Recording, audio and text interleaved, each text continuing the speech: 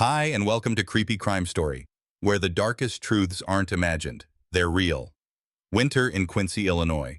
February 23rd, 2023. A quiet two-story home on Hampshire Street stands out because its warmth has gone missing. Curtains are still, lights are off, and no one answers the door. Inside that house is Rebecca Becky Bleefnick, a 41-year-old nurse, mother of three, and a figure known in her community for both professionalism and kindness. Before the end of the day, her home is no longer a private address.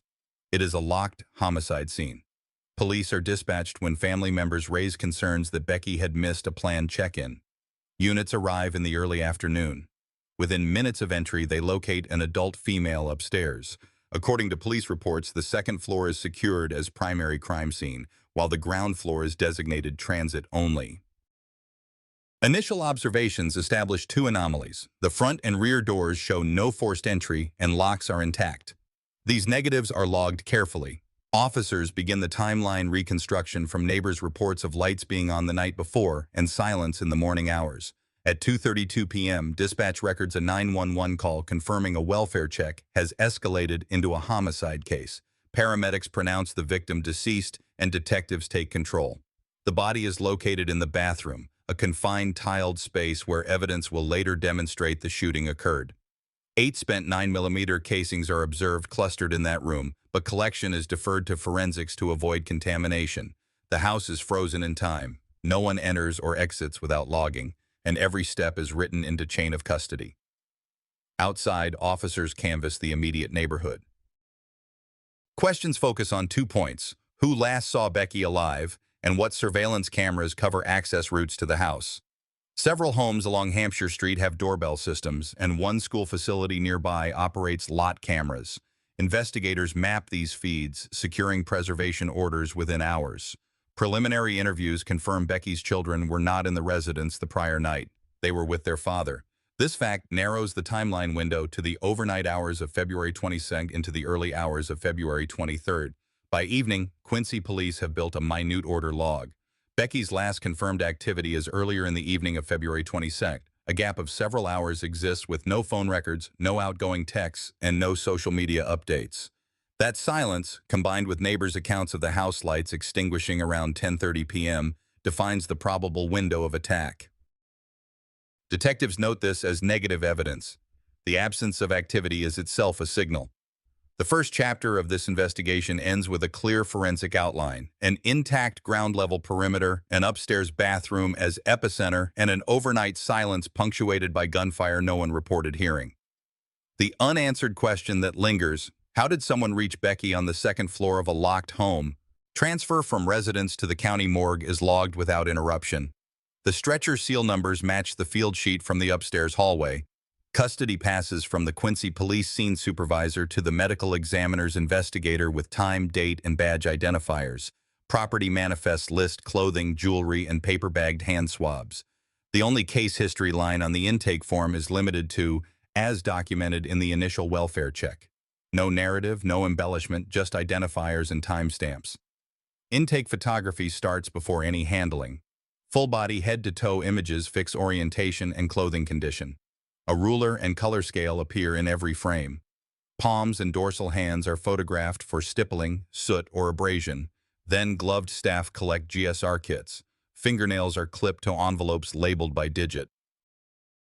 A second tech documents any trace adhered to fabric, loose hairs, fibers, particulates, before garments are carefully cut away and dried if needed. Each item is barcoded and sealed for later laboratory comparison against scene samples. Nothing is rinsed. Nothing is wiped. The goal is capture, not cleanup. The preliminary external exam identifies multiple gunshot wounds clustered across the torso and extremities, consistent with a rapid sequence inside a confined, tiled room. Tattooing and soot deposits are noted at several entries, suggesting close or intermediate range. There are no defensive sharp force injuries, no ligature marks, no blunt force trauma that would predate the shooting. The face and scalp are scanned for hidden grazing or powder particulate. A pathologist dictates wound locations by quadrant with clock face references and measures the angles relative to anatomical planes. Each wound is numbered, photographed, and probed only after X-rays define the safest path. Radiography reveals metallic fragments and intact projectiles in predictable arcs toward posterior structures, some deflected by bone. A metallic density consistent with 9mm ammunition appears in several views. Markers identify likely recovery sites before the internal exam begins. The presence of clustered trajectories complements what scene text documented upstairs. Ejection and casing clustering in a compact footprint. The morgue is not tasked with scene reconstruction, but it can confirm whether the body's story matches the room's geometry. Here, the geometry is congruent. During the internal exam, the thoracic cavity shows multiple wound tracks with associated hemorrhage, confirming antemortem injury. Lungs demonstrate laceration and hemorrhage. Heart and great vessels are inspected for penetration. The abdominal cavity is open next. Hollow organ perforations are mapped where present. Blood volumes and distribution support a rapid loss consistent with fatal exsanguination and organ disruption. No medical devices, prior surgical alterations, or conditions are found that would confound time of death estimates. Stomach contents are retained for timeline purposes. Vitreous is drawn for electrolytes. Femoral blood and urine are collected for toxicology. The toxicology panel is routine. Ethanol, common drugs of abuse, and therapeutic agents, with confirmatory testing scheduled at the state lab. Projectile and fragment recovery follows a strict order. Each item is photographed in situ, removed with non-metallic forceps when feasible, dried, measured, and placed in separate, labeled containers. The labels include case number, wound number, anatomical origin, date, and examiner initials. Chain of custody forms travel with these containers directly to the Illinois State Police Laboratory. No effort is made to clean or improve the metal. Striations and engraving are preserved for comparison. Where a projectile remains lodged near bone, a bone window is created to avoid damaging potential class and individual characteristics. Range of fire assessment is conservative. Presence of soot and powder stippling near several entries suggests the muzzle was at close or intermediate distances for at least part of the sequence. Patterning is photographed and swabbed. Clothing around those entries shows dense particulate consistent with near-muzzle discharge. Those garments are resealed for GSR distribution analysis. The pathologist notes that in a bathroom, ceramic tile, drywall, mirror, the sound profile can be misleading for neighbors. Echo and containment are plausible. That observation is documented as context, not conclusion. Time of death estimation relies on scene temperature, reported indoor environment, and body condition at intake, then cross-referenced with expected overnight silence and electronic activity. The medical examiner narrows the window to the overnight hours leading into February 23, 2023, aligning with investigative logs. This estimate remains preliminary until corroborated by ancillary data. Stomach contents, vitreous chemistry, and any carrier device timestamps detectives will later correlate. Precision for broadcast is avoided. Precision for court is the target. Hands are examined again under alternate light for occult residues. If microparticles consistent with backspatter are present on skin or fabric, they are sampled. If absent, that absence is documented as negative evidence without overreach. Hair standards are collected for the victim. Sexual assault kits are not indicated by scene context, but baseline swabs are taken per protocol. All swabs, standards, and cuttings are sealed with initialed evidence tape. The final phase of this chapter occurs at a desk, not a table. A preliminary report is drafted. Cause of death, multiple gunshot wounds, manner of death, homicide.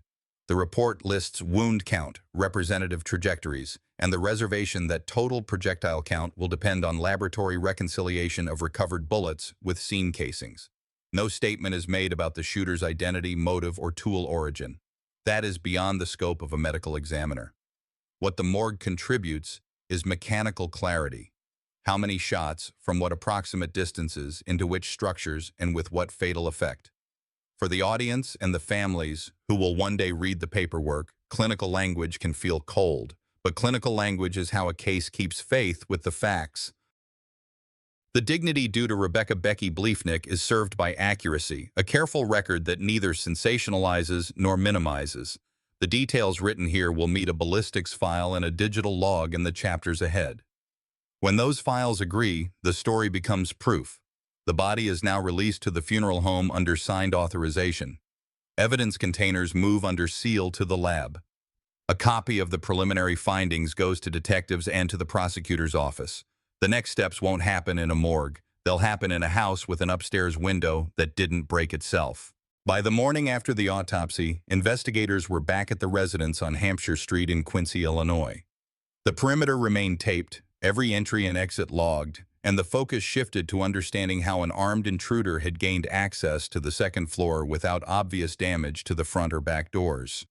What looked at first like a sealed house revealed something else under closer inspection.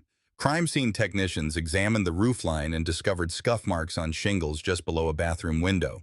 The sill bore faint tool impressions consistent with an entry made through an elevated point rather than a ground-level door. Paint transfer samples were collected and fragments were bagged for laboratory review. This evidence provided a direct answer to the first question raised by police. How did someone bypass intact locks? Inside, the upstairs bathroom remained the focal point. Spent casings, 14 in total, were tagged and mapped by laser scanning to capture their positions before collection. The pattern confirmed discharge in a confined space, with ejection directions that matched the dimensions of the room. Walls and fixtures showed impact marks where bullets had overpenetrated or deflected. Forensic teams used trajectory rods to establish angles, photographing each line against fixed features. These diagrams would later assist prosecutors in explaining how a rapid sequence of shots was fired. Attention then turned to trace evidence. A latent print unit lifted partial impressions from the window frame and a light switch just inside the bathroom. Some were smudged, but others preserved ridge detail suitable for entry into AFIS. DNA swabs were also taken from the sill, handles, and surfaces likely touched during entry and movement through the home. In cases like this, investigators knew partial or mixed profiles might still provide critical links when combined with other data points. Beyond the structure itself, detectives canvassed surrounding homes for camera coverage. One neighbor's security system captured a figure moving along the side street in the early morning hours, using a bicycle. The image was blurred and dark, but time-stamped between 12:15 and 12:30 a.m., aligning with the silent interval already logged in Becky Bleefnick's digital activity. The footage showed no vehicle parked at the residence, reinforcing the working theory that the suspect had approached by bike to avoid detection. Technicians inspected Becky's own vehicle, parked outside, and found it undisturbed. No forced entry, no missing items, no signs of use. This reinforced the idea that whoever entered did not need her car, nor did they stage a theft. The absence of disturbance in the garage and driveway became negative evidence, a deliberate choice not to engage with obvious points of attention. Every sample, fibers from the window ledge, soil traces from the roofline, latent prints, DNA swabs, was packaged with strict chain of custody. Detectives understood that juries expect clarity, a piece of evidence that begins at a house on Hampshire Street and ends in a courtroom without breaks. That expectation guided every step. What stood out most in this stage was consistency. An elevated entry, clustered casings upstairs, and camera footage of a bike-riding figure all pointed to planning rather than improvisation. The house was not burglarized. Nothing was taken. It was targeted. And when investigators connected these physical traces with digital records in later phases, they would begin to see the shape of intent. Rebecca Becky Bleefnick, the 41-year-old nurse whose life ended in this quiet home, was at the center of every photograph, every trajectory diagram, every sealed evidence bag. In Quincy, Illinois, a family address was no longer private. It was now mapped and measured in ways that would eventually enter a courtroom. By the time the house on Hampshire Street quieted for the night shift, detectives were already turning to the sources that don't sleep: devices, carriers, and the platforms that record what people try to erase. This chapter adds the digital and financial layer, timestamp behaviors that either corroborate movement or expose planning, and it does so without restating what you heard about the upstairs entry. That door is closed. The data opens others. Within hours of securing preservation letters, investigators extracted data from computers and a phone associated with the victim and relevant parties. What surfaced first wasn't dramatic, it was deliberate. Search strings about washing off gunpowder residue, opening a door with a crowbar, and average police response times appeared in a narrow band around the overnight window, then again on earlier dates in the weeks before. The phrasing wasn't academic, it was practical. How to do, how long it might take, how to reduce detection. In true crime work, intent is rarely confessed. It is inferred from patterns that repeat when no one is looking. Carrier logs gave the second axis, movement without a driver's seat. In the hours leading into February 23rd, there was a recognizable drop in location exhaust from a device of interest. Fewer pings, fewer routine app refreshes, and a brief period when the phone reported as static despite other signs of activity later. Detectives called it a dark interval, but they did so carefully. Phones can go quiet for legitimate reasons. The point here wasn't to claim a blackout. It was to record that silence and test it against other clocks, like cameras and purchases. Those purchases mattered. On a marketplace platform, an account using a plain, unremarkable alias, something like John Smith, not unique enough to attract attention, had negotiated for a used bicycle days before the homicide. The messages were ordinary: price check, pickup location, a short confirmation. Payment happened off-platform, typical for local sales. What cut through the noise was the timing and the follow-through. The bicycle was collected, and neighbors' cameras along feeder streets later registered a rider moving without plates or headlights in the early morning hours, pacing a route that did not require a car to reach the block where Becky lived. Footage quality varied. Some frames showed nothing but a faint silhouette crossing a wash of streetlight. Other angles captured wheel reflections and the distinctive sway of a rider accelerating after a stop. Timestamps on two cameras, one a private home system, one tied to a school facility lot, were offset by several minutes. A technician corrected them against dispatch time and a known city clock. After alignment, the tracks formed a corridor running toward and then away from the neighborhood within minutes of the estimated attack window. No single clip proved identity. Together, the clips proved a method. Approach by bicycle, depart the same way, avoid the expectation of parked vehicles and license plates. Financial review supported the digital pattern. Bank and retail records showed small purchases consistent with tools and materials discussed in the searches. Hardware store items that standing alone could be harmless, but when paired with crowbar queries and muzzle sound articles suggested preparation rather than coincidence. Investigators avoided overreach. At every turn, the notes read, "working, not confirmed," until lab results or additional testimony could lock them in. One detail drew special attention from the supervising detective: a browser history containing multiple revisits to an article about how long gunshot residue can persist on skin and clothing. It didn't claim to be authoritative, it wasn't forensic literature, but it was part of a pattern that said, someone is trying to learn how not to be caught by science. In towns like Quincy, murders aren't just crimes, they tear at the social fabric because people expect ordinary rules to hold. Here, the rules bent where planning met research. To keep the narrative honest, the team also logged negatives. There was no ride-share record placing a car at Becky's address. There were no toll transponders pinged on roads leading in or out during the critical hours. The bike footage showed no brand, no color with certainty, and no face. Those gaps would matter at trial because they forced the state to tie pieces together without pretending any single pixel carries the day. What gave the digital layer its weight was how it stacked with the house geometry you've already seen and the trajectories you heard from the morgue. A silent phone when a rider is in view isn't proof. It's a coincidence begging for context. A bicycle bought under an alias isn't guilt. It's a choice that becomes meaningful only when a roofline window shows pry marks and 14 casings cluster in a small room. The data aligned cleanly. Investigators reminded themselves sometimes that's the problem. Clean lines can tempt lazy conclusions. The job is to test, not to assume.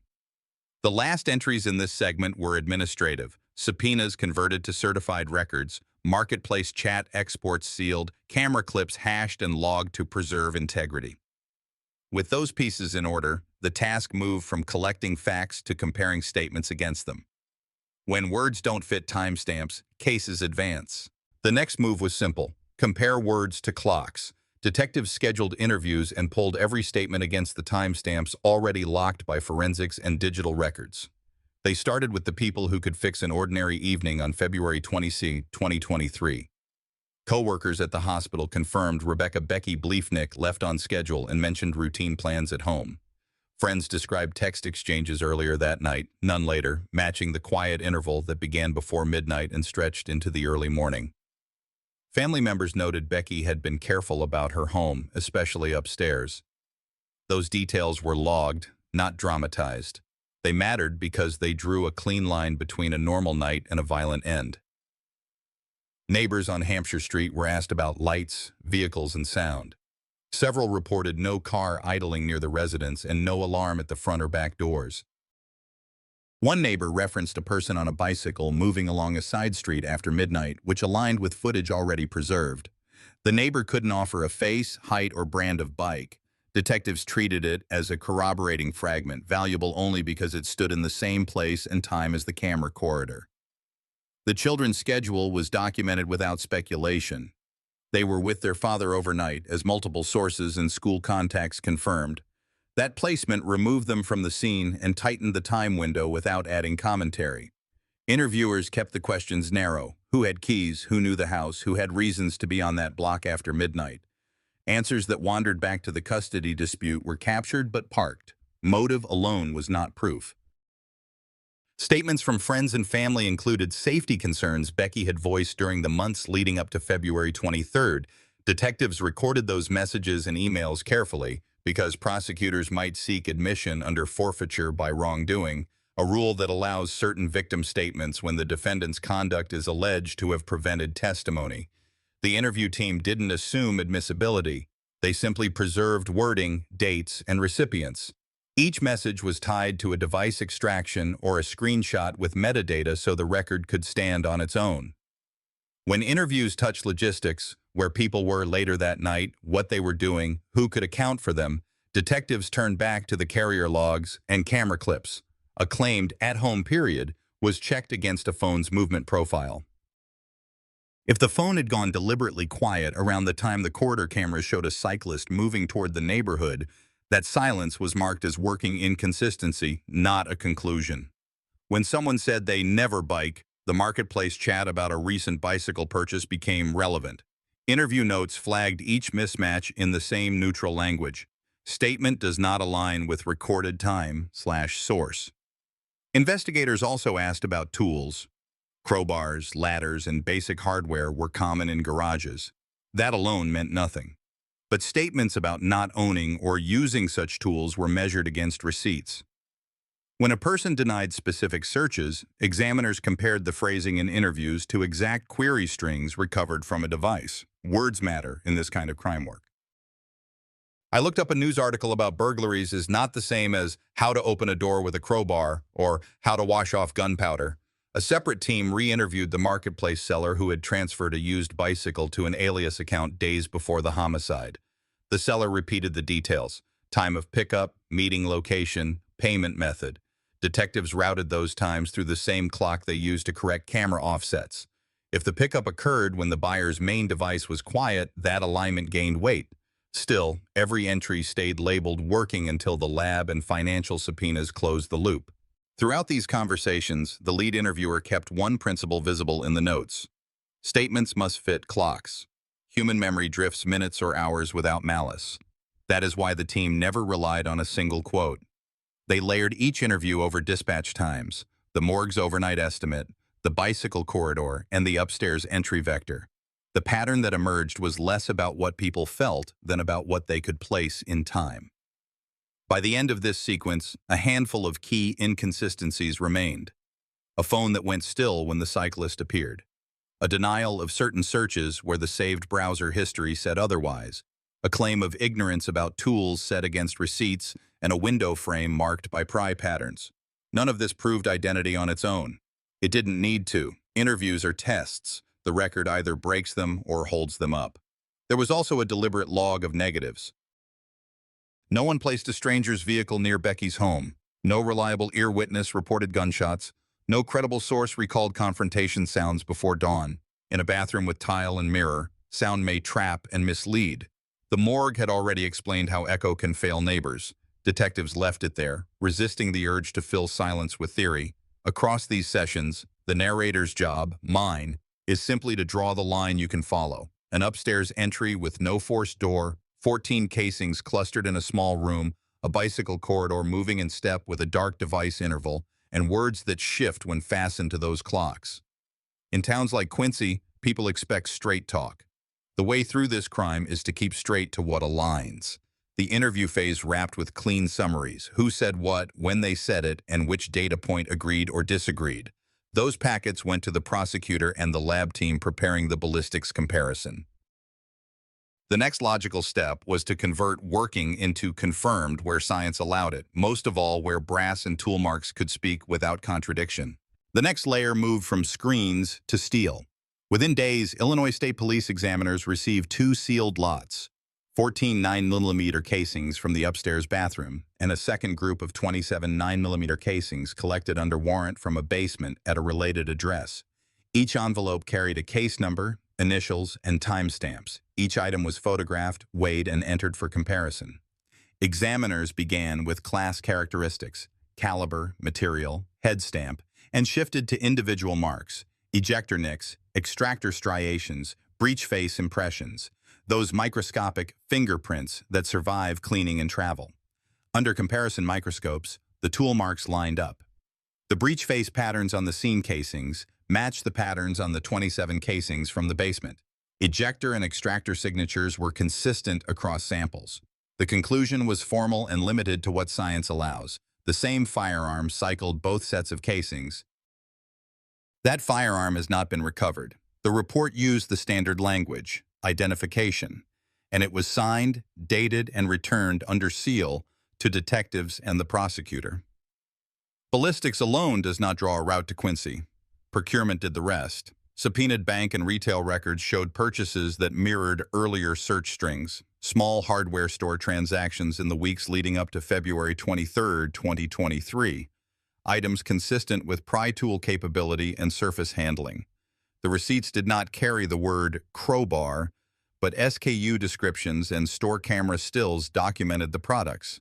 Those images were preserved and time-aligned to the financial entries. When investigators overlaid these timestamps with the digital logs already in hand, the bicycle messages, the corridor camera corrections, the dark interval, preparation stopped looking like chance. The marketplace bicycle thread added context, not color. A second set of messages confirmed a pickup shortly before the crime window. Payment was cash. The seller's memory and doorbell clip fixed the meeting. A later canvas of the school lot camera captured a rider moving out of the neighborhood on a path consistent with an approach taken earlier that night. No identity was claimed from pixels. The point was that a bicycle existed, was acquired before the homicide, and the corridor showed bicycle travel within minutes of the estimated time of attack. Detectives kept their language disciplined, working until a lab report made it confirmed. Ballistics converted one column, procurement converted another. Searches about how to wash off gunpowder residue and how to open a door with a crowbar were not opinions. They were time-stamped strings originating from a seized device, exportable to PDF, and hash-verified for integrity. The upstairs window pry pattern remained where it was first documented. Here, the receipts and the query language simply explained why prying was feasible.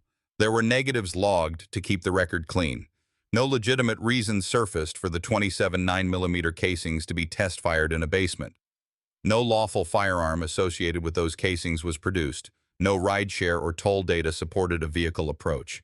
Each absence was recorded without spin, because absence is evidence when the alternative would be routine compliance. In towns like Quincy, people look for a single smoking gun. This crime did not offer one.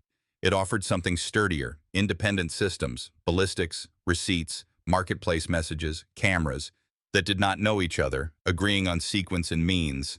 That alignment moved the file from investigation to charging review. With the state lab's identification opinion on the casings, the file moved from investigation to charging review.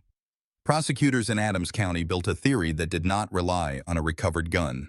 They laid out a sequence, a planned approach by bicycle in the early hours of February 23, 2023. An elevated entry through an upstairs window with pry marks, 14 9mm casings clustered in a small bathroom, and a digital trail of searches about gunshot residue and breaching with a crowbar. According to police reports and court filings, those facts, paired with 27 matching 9mm casings collected from a basement under warrant, supported intent, means, and identity without a single smoking gun exhibit. Interagency roles were formal. Quincy Police Department led scene command, canvas, and warrants. Illinois State Police Forensic Science Center handled toolmark comparisons and digital integrity hashing. The Adams County State's Attorney coordinated subpoenas to banks, retailers, and the marketplace platform that recorded the bicycle acquisition. Each unit documented chain of custody so that every timestamp in the report could be reproduced in court. The approach was conservative. Label evidence working until laboratory or certified business records converted it to confirmed, and keep clear notes on negative evidence. No forced front or back door, no rideshare to the address, no toll hits along feeder routes. The charging package framed premeditation from converging behaviors, not from character. Search phrases were time-stamped. Purchase receipts were tied to store images. Camera clips were corrected against dispatch time. Interviews were compared to those clocks. Prosecutors emphasized that the firearm cycling both sets of casings was the same model, marked by individual breech face and extractor features, even if the gun itself remained unrecovered. In a community that expects clear answers, they stuck with testable ones. On March 13, 2023, according to contemporaneous media and court filings, Timothy W. Shamez, Tim Bleefnick, was arrested and charged, including counts of first-degree murder and home invasion. Detectives executed additional search warrants the same day to secure devices and clothing for trace analyses and to preserve any remaining digital material. The courtroom posture was straightforward. Argue that the combination of ballistics, procurement, and timing created a single route to the upstairs bathroom. Argue that alternate explanations were either contradicted by records or unsupported by the negatives already logged. Bail and risk were addressed at first appearance. Prosecutors cited the severity of the offense, the targeted entry, the volume of fire, and the weight of circumstantial but independently corroborated evidence. The court ordered Bleefnick held without bond pending trial. From there, the case shifted into the pre-trial phase where admissibility, not just existence, of evidence would determine what the jury could hear. In towns like Quincy, public trust depends on the same principle that guides homicide work: clarity over spectacle. The charging file reflected that choice. It promised a linear story the jury could test, lab findings, certified records, aligned clocks, and it avoided claims that the evidence itself could not carry. From charging to courtroom, the file moved from laboratory certainty to legal admissibility. Pre-trial began with motions that aimed to narrow what a jury could hear. The defense challenged the seizure and search of seized devices, arguing improper scope and derivative use of digital material. Prosecutors answered with warrants, return sheets, and hash logs that tracked every export and showed that searches, queries about gunshot residue, breaching a door with a crowbar, and a bicycle pickup were pulled under valid authority and preserved without alteration. The court ruled the extractions admissible, noting the specificity of the warrants and the integrity markings on the data. Toolmark testimony drew its own hearing. The defense pressed on reliability and examiner language. Illinois State Police examiners outlined their methods: class characteristics first, caliber head stamp, then individual marks, breech face, extractor, ejector, compared across 14 casings from the upstairs bathroom and 27 obtained from a basement under warrant. The court allowed the experts to testify with the standard caution that opinions must be expressed within accepted limits. The conclusion permitted at trial. The same firearm cycled both sets of casings. The firearm itself remained unrecovered. Prosecutors also moved to admit business records, bank, retail, and marketplace logs through custodians, not narrative. Each record came with certification and timestamps. Each image from a store camera was tied to the corresponding receipt. A brief suppression attempt targeting those records failed once the state laid the foundation. Routine entries, kept in the ordinary course, unaltered since creation. Finally, the court considered pre-trial detention again. Given the charged conduct and elevated entry in the early hours of February 23, 2023, 14 9mm shots in a confined space, and the weight of corroborated circumstantial proof, continued detention was ordered. No additional bail was set. Trial opened with a plain promise to the jury: a linear path that could be tested against clocks, labs, and certified records. The state did not claim a recovered gun, a confession, or an eyewitness to the bathroom. Instead, it offered a layered structure. First came dispatch and arrival times, establishing a narrow window. Next, the upstairs window with pry indicators documented and photographed, consistent with an approach from above that left the doors intact. Neighboring cameras, one aligning with school lot sightlines, established bicycle movement near the address later that night, corrected for internal clock drift. The point was not to identify a face, it was to show a corridor used without a car. The digital sequence followed, searches on a seized computer that tracked preparation, how to handle gunshot residue, how to open a door with a crowbar, paired with marketplace messages confirming the acquisition of a bicycle shortly before the homicide. Certified business records matched the timing of relevant purchases. Store images showed items consistent with prying and handling, not in brand name terms, but in function and size. The lab then anchored the structure. Under a comparison microscope, examiners walked the jurors through breech face and extractor signatures, side-by-side photos, and the policy limits of their opinions. The language stayed disciplined. Identification that the same firearm cycled both sets of casings, with no claim beyond that. Testimony about family dynamics was kept within evidentiary boundaries. According to court filings and contemporaneous media, jurors heard that Rebecca Becky Bleefnick and Timothy Tim Bleefnick were in a contentious divorce with custody at issue, and that a hearing loomed. The state framed motive as context, not proof. The proof was the alignment of independent systems, the roofline entry, the bicycle corridor, the searches, the receipts, and the tool marks. A neighbor's account of hearing rapid shots in the early hours fit the timeline. Children were documented as staying with their father that night, removing them from the scene and avoiding speculation. The defense argued the hazards of circumstantial chains, cameras that don't show faces, searches that can be misinterpreted, and the absence of an actual firearm. They pressed cross-examinations on examiner bias and the subjectivity of tool mark analysis. They highlighted any gap that could generate doubt. Could another person have used the bicycle? Could the basement casings come from unrelated test firing? Could the window damage predate the homicide? The answers returned to 3 guardrails: timestamps that could not be moved, chain of custody that could be retraced, and negatives that mattered. No forced door, no vehicle trail, no recovered gun offered by the defense to explain the basement casings. Closing arguments reflected that split. The state asked jurors to weigh systems that do not share a motive: retail software, school lot cameras, lab microscopes, yet point to the same sequence within minutes in the same small geography. The defense asked them to remember that probably is not beyond a reasonable doubt. The instructions reminded jurors that circumstantial evidence can be as weighty as direct evidence when it is coherent and corroborated. The verdict answered the coherence question. According to court records and contemporaneous media, the jury found Timothy W. Souse, Tim Bleefnick guilty on May 31, 2023.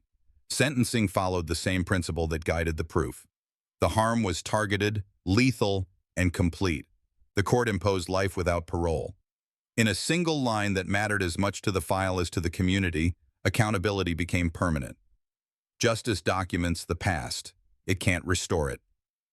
In Quincy, colleagues remembered Becky's work as a nurse and a mother who kept schedules tight and lights warm for her boys. The judgment could not give those evenings back. But a verdict that rests on clocks, labs, and certified records gives something else: confidence that the system did not guess. That matters in any crime, and especially when a family is watching. Looking back on this crime, I can't help but remind myself and you that silence and avoidance never solve conflict. Justice prevailed in Quincy, but it came at the price of a life cut short and 3 children left without their mother. As someone who has walked you through this case, I hope the lesson is clear. When anger, secrecy, and revenge take the place of respect and dialogue, the damage ripples through generations. What do you think communities can do to better protect families caught in toxic disputes? If this story spoke to you, leave a comment with your thoughts, or even just tell me where you're watching from. And if you want to hear more true crime cases told with honesty and clarity, don't forget to subscribe to this channel so you won't miss the next story.